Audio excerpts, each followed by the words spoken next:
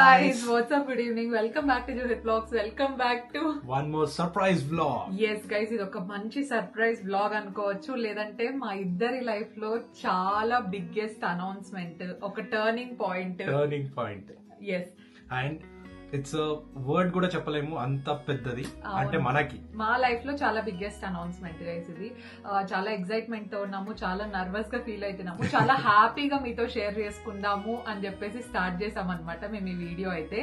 So మీరు already ఒక 2-3 months నుండి రెగ్యులర్ గా నోటీస్ చేస్తూ ఉంటారు, నేను అంత కన్సిస్టెంట్ గా ముందులాగా యాక్టివ్ గా లేను. ఇన్స్టాగ్రామ్ లో అవ్వచ్చు, లేదంటే యూట్యూబ్ లో అవ్వచ్చు.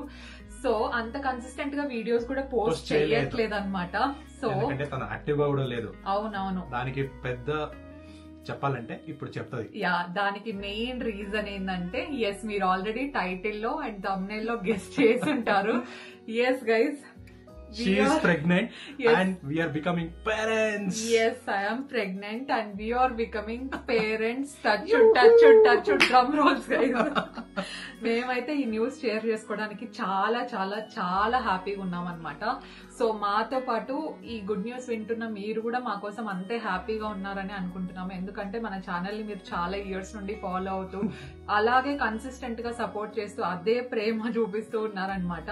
So actually from past 2-3 months నుండి నేను వీడియోస్ ఎంత రెగ్యులర్ గా పోస్ట్ చేద్దాం అనుకున్నా కూడా నా హెల్త్ నాకు సపోర్ట్ చేయలేదు గైస్. ఫస్ట్ తనైతే ఎంత ఆ దాంట్లో కూడా తను టైం చేసుకొని వర్క్ చేయాలా, అంటే నా ఫ్యామిలీ అంటే మీరు సబ్స్క్రైబర్స్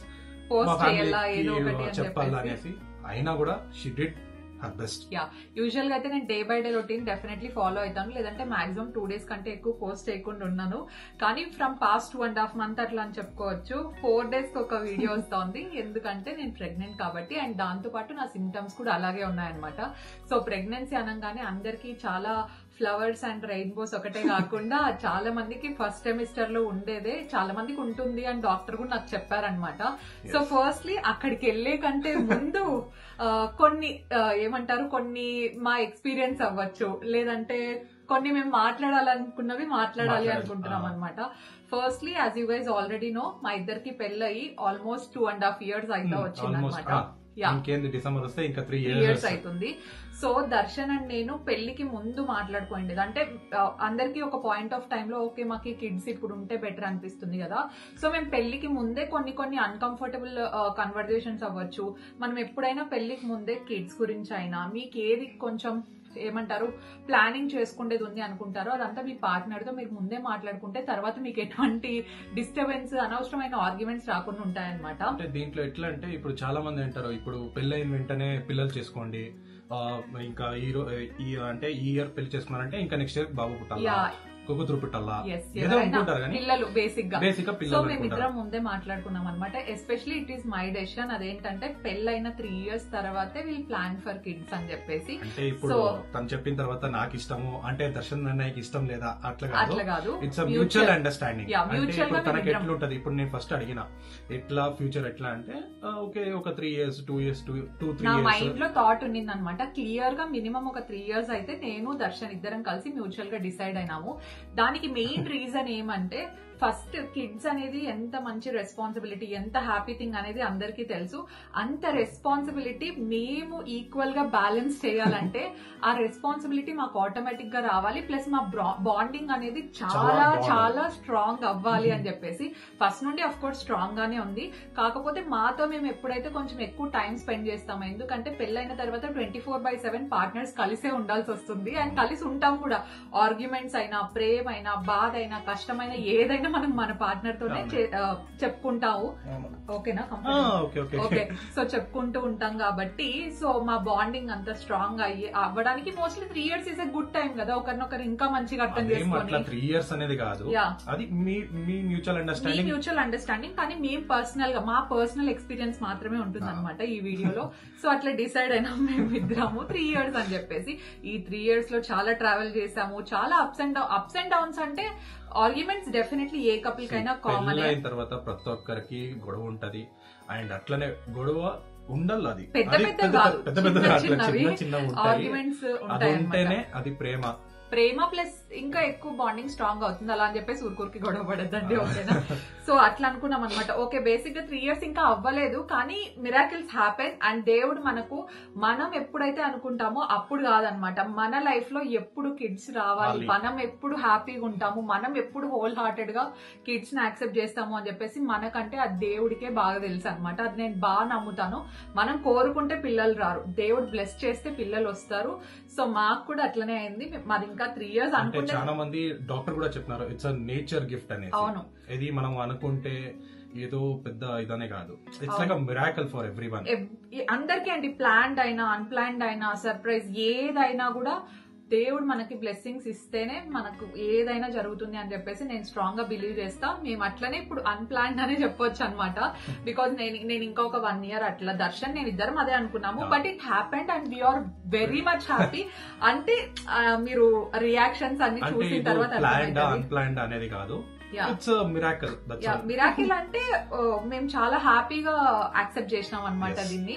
ఎందుకంటే we are ready to become parents అని చెప్పేసి ఎప్పుడైతే నేను అది టెస్ట్ చేసుకొని 2 lines కనపడగానే నా ఫేస్ లో హ్యాపీనెస్, కన్ఫ్యూజన్ అన్ని ఉన్నాయన్నమాట.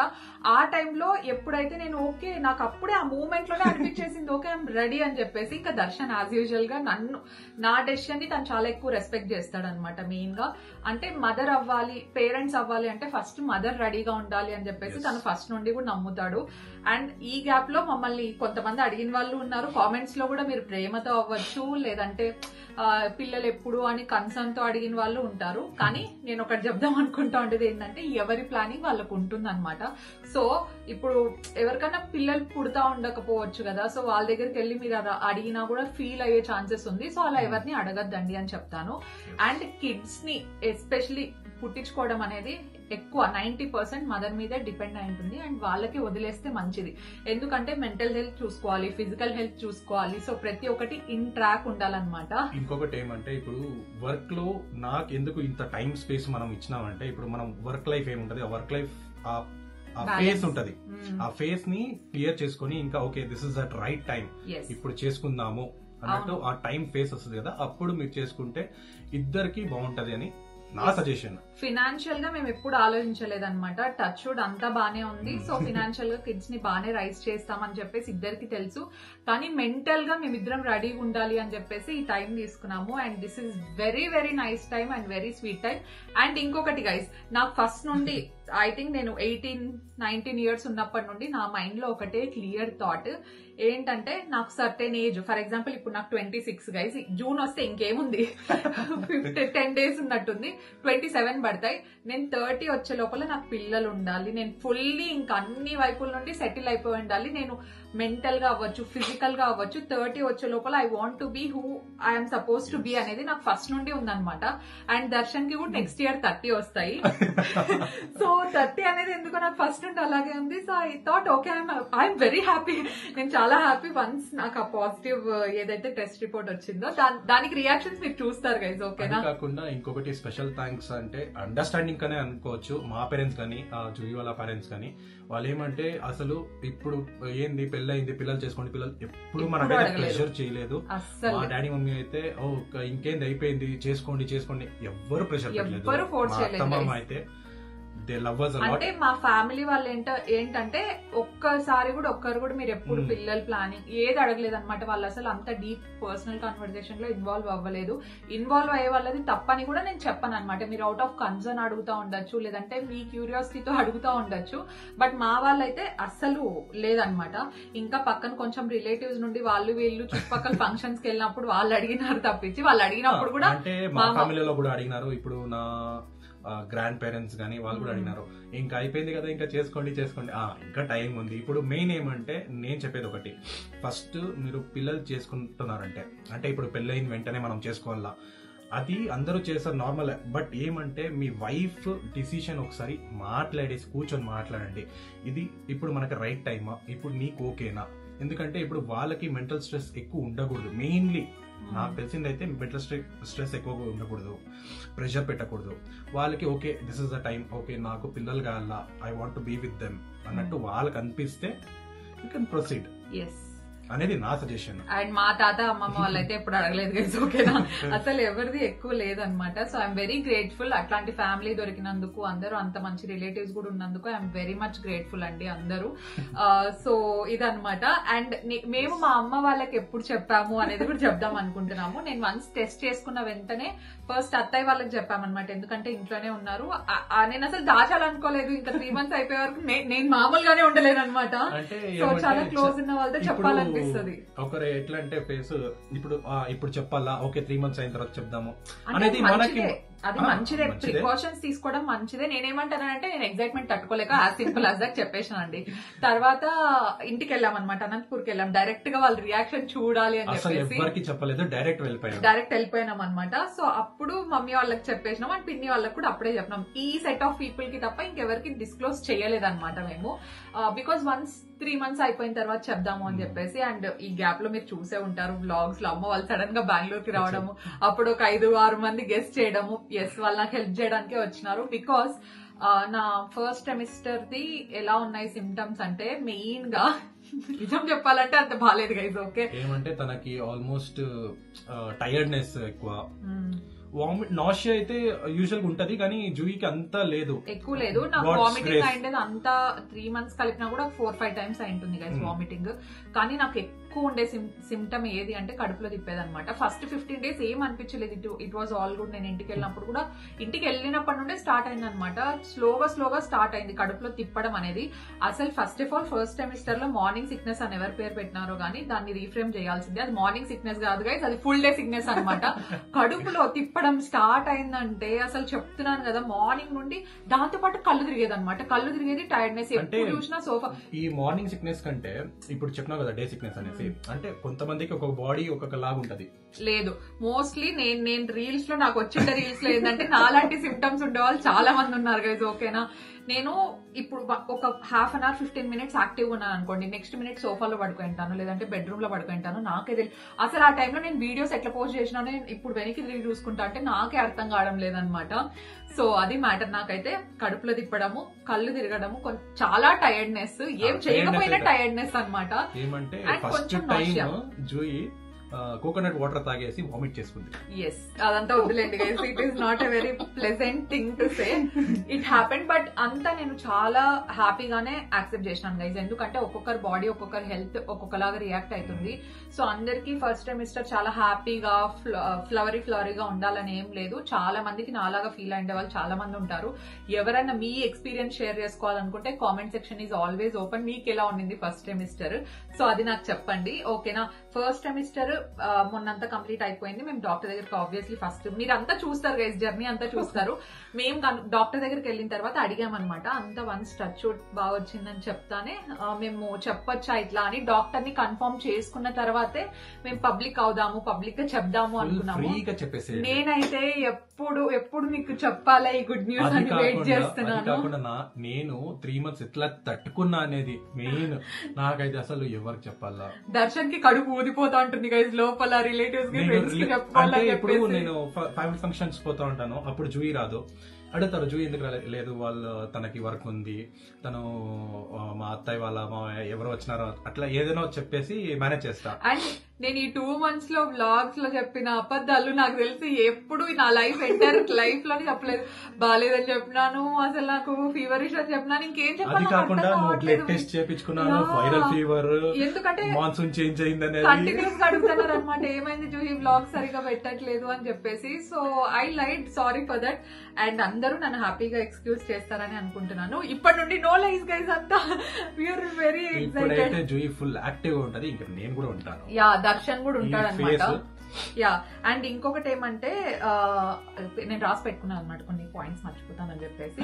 అండ్ యా, దర్శన్ కి నేను స్పెషల్ థ్యాంక్స్ చెప్పాలి గైస్. దర్శన్ కి, డాలీకి హ్యూజ్ థ్యాంక్స్. ఎందుకంటే మీరు చూసింటారు కదా, డాలీ కూడా నా కోసమే వచ్చింది అనమాట ఇక్కడికి. ఆల్మోస్ట్ తను ఒక 2 months అయినా ఉంది. ప్రతి ఒక్కటి ఇంటి పని ఏది చేసుకోలేకపోయినాను అనమాట. బట్టలు లాండ్రీ అంతా దర్శనం చూసుకుంటే ఇంటి వరకు మొత్తం డాలీనే చూసుకుంది అనమాట. She has been a very great help. అంటే గాడ్స్ అండ్ ఏంజిల్ అంటారు కదా, మన లైఫ్ లో ఒక్కొక్క ఫేజ్ లో ఒక్కొక్కరు. అంటే మా మమ్మీ పిన్ని అందరు హెల్ప్ చేస్తారు, కానీ దర్శన్ దత్తపుత్రిక అంటాడు అనమాట. సో తనే చూసుకుంది. నేను లిటరలీ సామాన్లు కూడా సర్దలేను, అంత టైర్డ్నెస్ అనమాట నాకు. తనే చూసుకుంది. But now I'm feeling very much better.